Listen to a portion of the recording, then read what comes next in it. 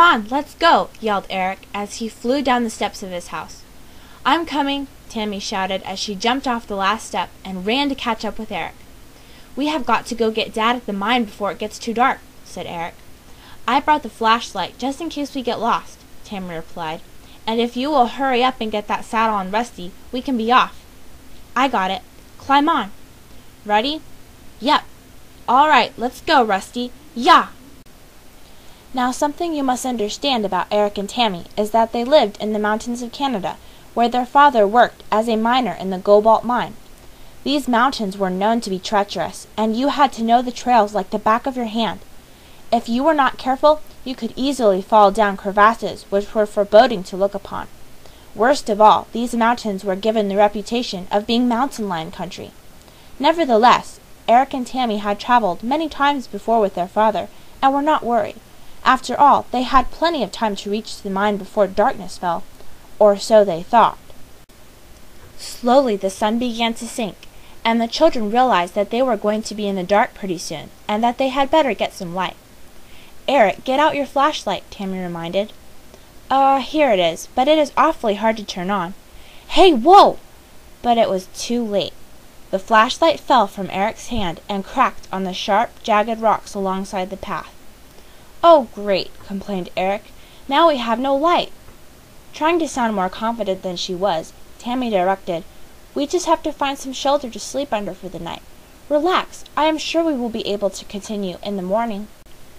The children found a dark, damp, and drafty cave, which seemed to them at first like the worst place to sleep. It was their only choice, however, except for sleeping out under the stars, and the children concluded that it would be better than nothing.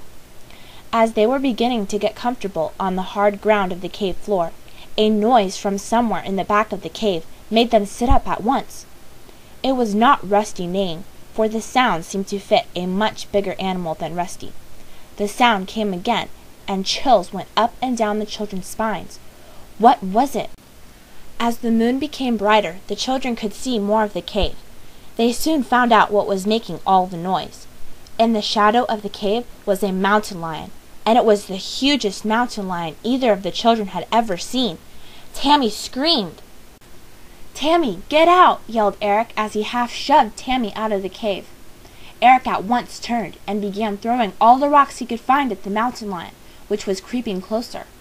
Suddenly the lion lunged at Eric. The lion had all his horrible claws extended, and would have torn Eric to shreds if at that moment something marvelous had not happened. Before Eric knew what was going on, Rusty had thrown himself into the fray, and in a jumble of clawing, kicking, and growling, Rusty managed to win the fight. In a few minutes the lion lay on the floor of the cave, dead. Dumbfounded, Eric slowly walked up to Rusty. "Rusty, you saved our lives."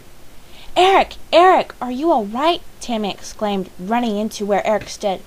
"I thought you were going to get killed, and then Rusty bolted for the cave, and I couldn't hold him back, and what happened?"